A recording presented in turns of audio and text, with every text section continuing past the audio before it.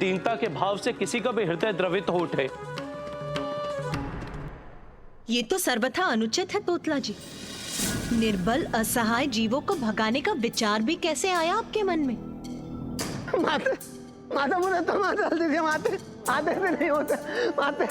मैं उन्हें तेलाते ऊपर तो पलटाते थे तब ना तेला तो बैठा था माते। माते नहीं होती माते। भूख प्यास से त्रस्त कैलाश पर आए और उन्हें यहाँ निर्दयता से भगा दिया जाए, ये तो अनुचित है। ऐसा पुनः नहीं होना चाहिए तोतला जी, इसका स्मरण रखिए। अब जाइए यहाँ से। माता, मैं तुम्हें अल्लाह तुम ना माता है।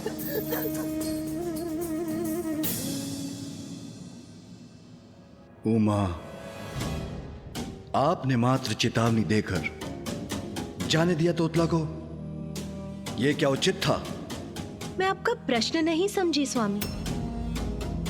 ये उचित नहीं था तो फिर क्या करना चाहिए था हमें? असहाय जीवों को उनके भोजन से वंचित किया, उन्हें आहत किया। क्या इस अपराध का दंड नहीं प्राप्त होना चाहिए था तोतला को? उमा, हम जीवों को उनके अच्छे कर्मों के लिए पुरस्कृत करते हैं, तो क्या उनके बुरे कर्मों के लिए दंड नहीं देना चाहिए, जिससे वो पुनः वही भूल, वही अपराध ना करें? अपनी भूल उन्हें स्मरण रहे और वो दंड के भय से बुराई का त्याग कर अच्छाई का मार्ग अपनाएं।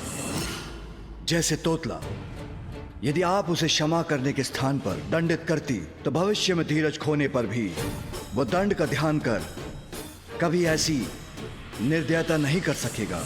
नाथ, कर्मों का फल तो सभी भुगतते हैं, यही सृष्टि का नियम है जो मैंने स्वयं स्थापित किया है। उमा, वो मृत्यु के उपरांत होता है, किंतु जीवों के जीवन काल में नहीं। यदि उनके जीवित रहते उनके कर्मों के परिणाम उनके समक्ष आ जाए तो जीव अवश्य अपनी भूल सुधार कर अच्छे कर्म करने के लिए प्रेरित होंगे। नाथ, आप पिता हैं, आपका हृदय कठोर हो सकता है, किंतु मैं मां हूं। सभी जीव मेरी संतानें हैं, उन्हें पीड़ा होती है तो अश्रु मेरे बहते हैं। मैंने ही यमलोक की रचना कर वहां यमराज को स्थापित किया है, किंतु उनके द्वारा दंडित आत्माओं की चित्कार विचलित करती है मुझे। जब वही सहना मेरे लिए कठिन है तो मैं अपनी संतानों को उनके जीवन काल में दंडित करने का आपका सुझाव मैं कैसे स्वीकार कर सकती हूँ स्वामी? नहीं प्रभु, ये मुझसे कदापि नहीं होगा।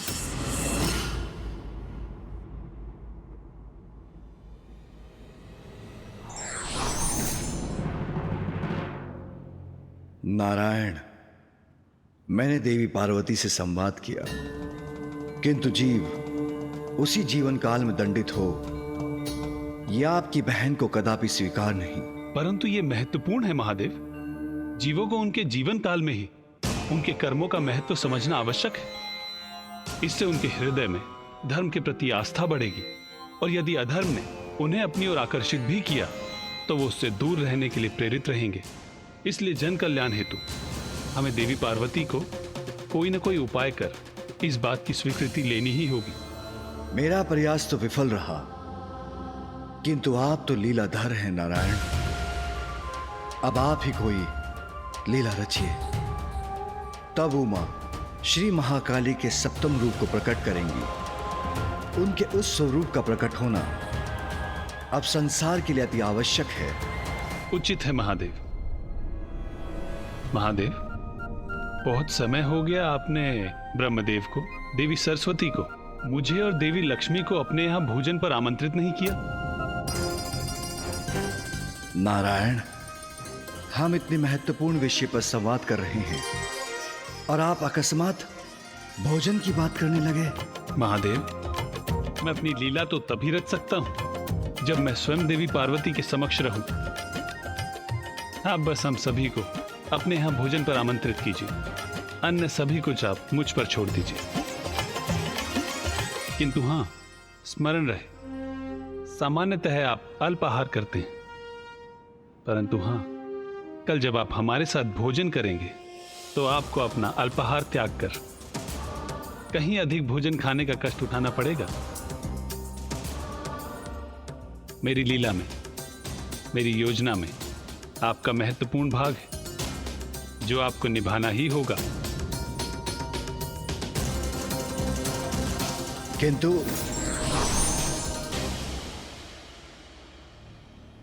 अधिक भोजन जो मैं कभी नहीं करता, किंतु नारायण का कहा भी नहीं टाल सकता मैं।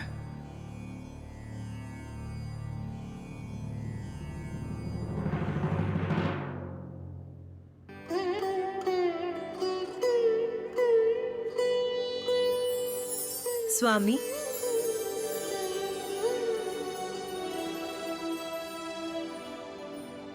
स्वामी, आप ध्यान में लीन हो जाते हैं तो सब कुछ भूल जाते हैं, आहार करना भी। लीजिए, पहले फलाहार कर लीजिए, उसके बाद पुनः ध्यान कर लीजिएगा।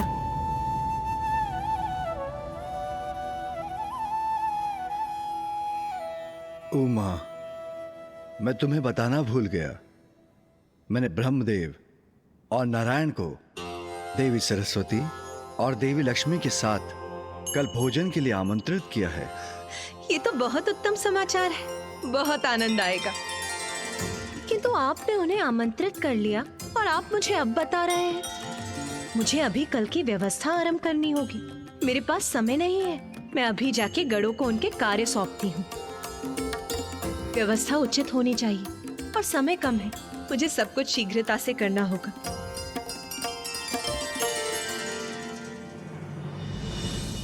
कल जब आप हमारे साथ भोजन करेंगे तो आपको अपना अल्पाहार त्याग कर आपको आवश्यकता से कहीं अधिक भोजन खाने का कष्ट उठाना पड़ेगा।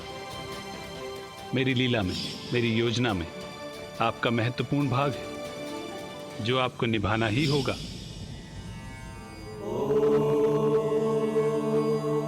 ज्ञात नहीं कैसी लीला रच रहे हैं लीलाधर नारायण, किंतु कल उनके कहे अनुसार अत्यधिक भोजन करने के लिए मुझे आज उपवास रखना ही होगा। अच्छा, मामा जी ने लीला रची थी, वो भी भोजन को केंद्र बनाकर। ये तो बहुत ही रहस्यमय लीला प्रतीत होती है। मुझे भनक भी नहीं थी, किंतु ये सब मेरे अगले स्वरूप को प्रकट करने के लिए किया जा रहा था। गणेश, तुम्हारे मन में पुनः एक प्रश्न की उपस्थिति का भान हो रहा है मुझे। पूछो, शीघ्र पूछो अपना प्रश्न। माता, आप ही संसार की जन्मदायिनी हैं, सर्वज्ञ हैं, किंतु फिर भी आप मामा जी नारायण की योजना नहीं समझ सकी।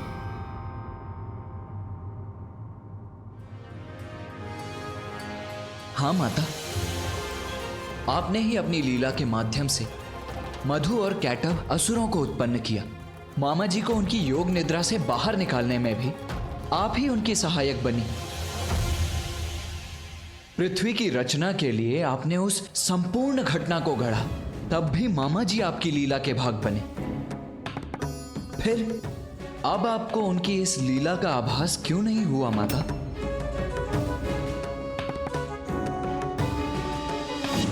उत्तम उत्तम प्रश्न पूछ रहे हो तुम दोनों। श्री महाकाली के रूप में मुझसे कुछ नहीं छिपता, क्योंकि तब मेरी चेतना निर्गुण रूप में सर्वाधिक सशक्त होती है, किंतु पार्वती रूप में मेरी ही चेतना शरीर से बंध कर मेरे ही द्वारा निर्धारित नियमों से सीमित हो जाती है। तब मोह और भावनाओं से प्रेरित होता है मन, मेरी सतर्कता का हवास होता है, और इसीलिए तब लीलाधर नारायण अपनी लीला से मुझे प्रभावित करने में सफल हुए। फिर क्या हुआ माता? क्या फूफा जी, बुआ जी, मामा जी और मामी जी सभी भोजन करने कैलाश आए? हाँ गणेश, भोजन के लिए सभी का कैलाश आगमन हुआ और तभी आरंभ हुआ नारायण की इस लीला का। मेरा अगला महाविद्या स्वरूप। अति उत्तम। इस बार की भोजन की व्यवस्था तो पूर्व से भी अधिक उत्तम प्रतीत होती है। भोजन को देख के ही उसके स्वाद का अनुमान लगाया जा सकता है। देवी पार्वती, जब हमें महादेव ने भोजन के लिए आमंत्रित किया तो हम सभी को अत्यंत प्रसन्नता हुई, क्योंकि हमारे दायित्वों की व्यस्तता में इस प्रकार भेंट का आनंद लेने का अवसर हमें प्राप्त नहीं होता है। इतने स्वादिष्ट व्यंजन देखकर मुझे तो बहुत भूख लग रही है। आप दोनों आपस में वार्तालाप बंद कर भोजन आरंभ कीजिए। देवी, यदि आपको भूख लगी है तो आप प्रारंभ कीजिए ना। आपकी भूख से हमारे वार्तालाप का क्या संबंध है? संबंध तो है भ्राता नारायण। पति पत्नी तो एक दूसरे के पूरक होते हैं। यदि उन दोनों में से कोई एक भी भोजन ना करे तो दूसरा कैसे कर सकता है? इसीलिए जब तक आप भोजन का शुभारंभ नहीं करेंगे, मेरी भाभी देवी लक्ष्मी भोजन कैसे ग्रहण करेंगी? उचित, तो लीजिए हम आरंभ करते हैं।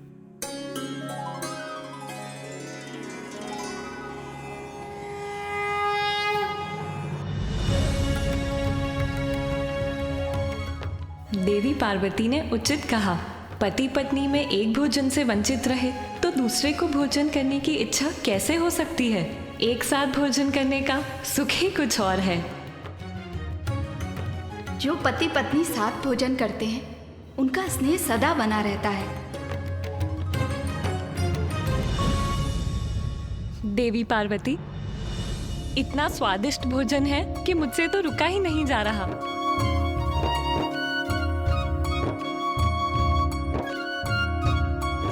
देवी पार्वती, अब बस भी कीजिए।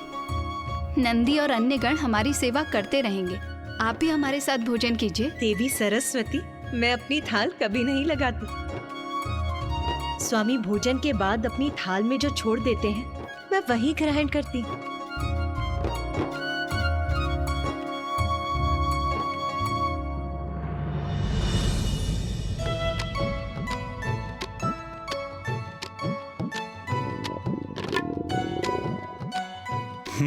प्रतीत होता है बहन पार्वती को भी भूख लगने लगी। यही तो चाहता था मैं।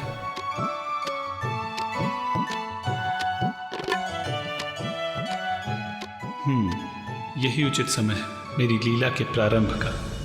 स्वामी को सदा मेरा स्मरण रहता है। मेरे प्रति उनके स्नेह का परिचायक है ये भोजन।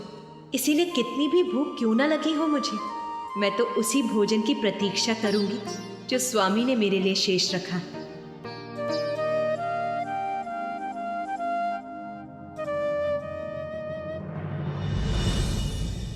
महादेव, आपने वचन दिया था कि आज आप अधिक मात्रा में भोजन करेंगे, तो फिर आप अपनी थाल पर भोजन क्यों छोड़ रहे हैं? क्योंकि नारायण, मैं तो सदा उमा के लिए भोजन शेष रखता हूं। महादेव, आज आप देवी पार्वती के लिए भोजन कदापि शेष नहीं रखेंगे। नारायण, ये आप क्या कह रहे हैं? भोलेनाथ, आज कोई प्रश्न नहीं। जब आपने सब मुझ पर छोड़ा है तो मेरी लीला मेरे अनुसार ही होने दीजिए।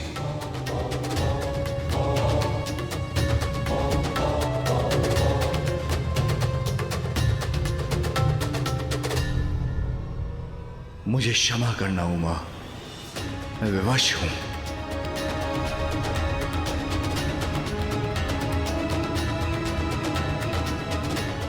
नारायण को वचन दिया है, इसलिए मुझे ऐसा करना ही होगा।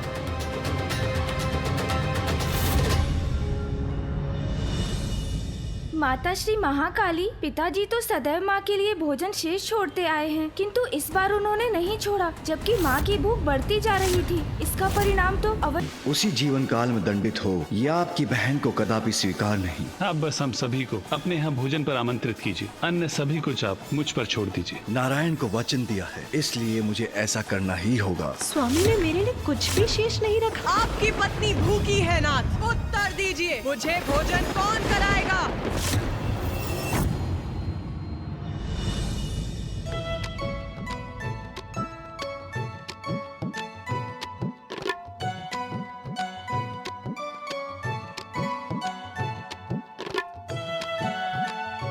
स्वामी को सदा मेरा स्मरण रहता है। मेरे प्रति उनके स्नेह का परिचायक है ये भोजन।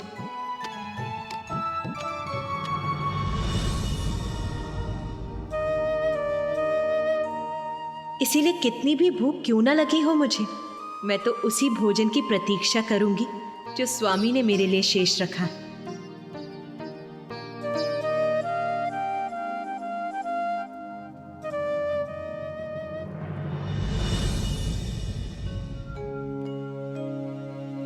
महादेव, आपने वचन दिया था कि आज आप अधिक मात्रा में भोजन करेंगे, तो फिर आप अपनी थाल पर भोजन क्यों छोड़ रहे हैं? क्योंकि नारायण, मैं तो सदा उमा के लिए भोजन शेष रखता हूं। महादेव, आज आप देवी पार्वती के लिए भोजन कदापि शेष नहीं रखेंगे। नारायण, ये आप क्या कह रहे हैं?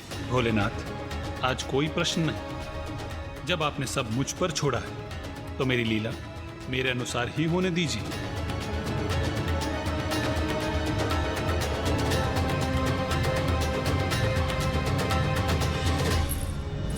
देवी सरस्वती, मैं आपके लिए कुछ और लेकर आऊं?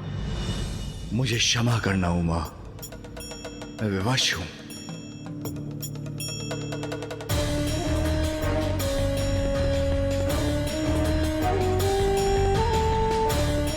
नारायण को वचन दिया है, इसलिए मुझे ऐसा करना ही होगा।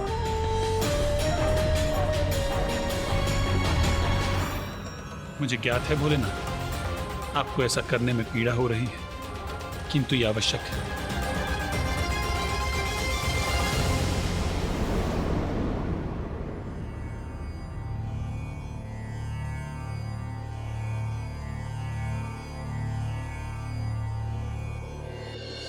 सब कुछ बहुत अच्छे से हो गया ना स्वामी?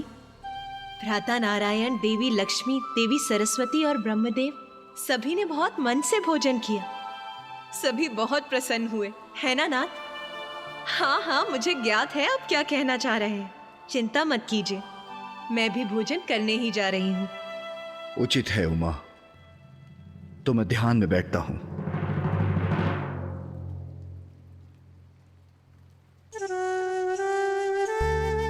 आप इन पात्रों को वहां रख दीजिए।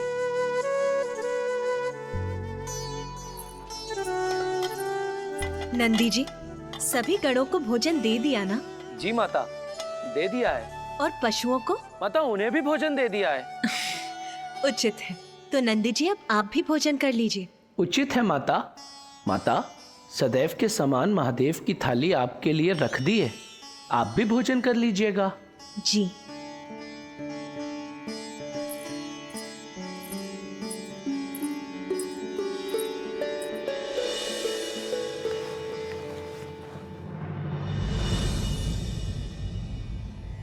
ओम नमः शिवाय।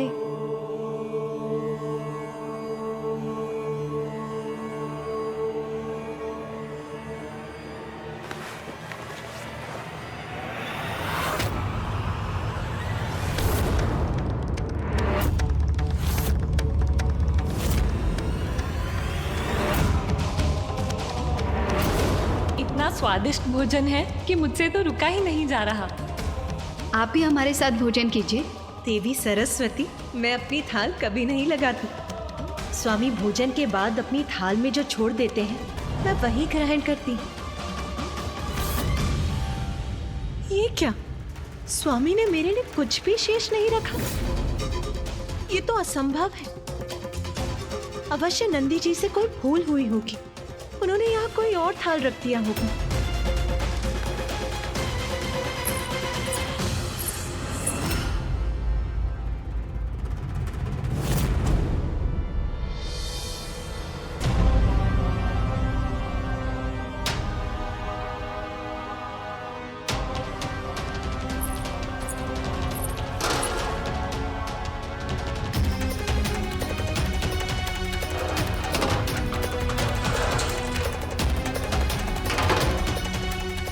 मैंने सबको भोजन कराया, किंतु मेरे लिए भोजन नहीं था। और तो और महादेव ने भी मेरे लिए भोजन शेष नहीं छोड़ा।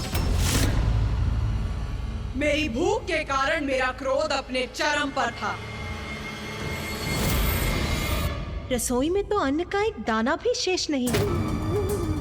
मुझे इतनी भूख लगी है और यहाँ तनिक भी भोजन नहीं है। बहन पार्वती,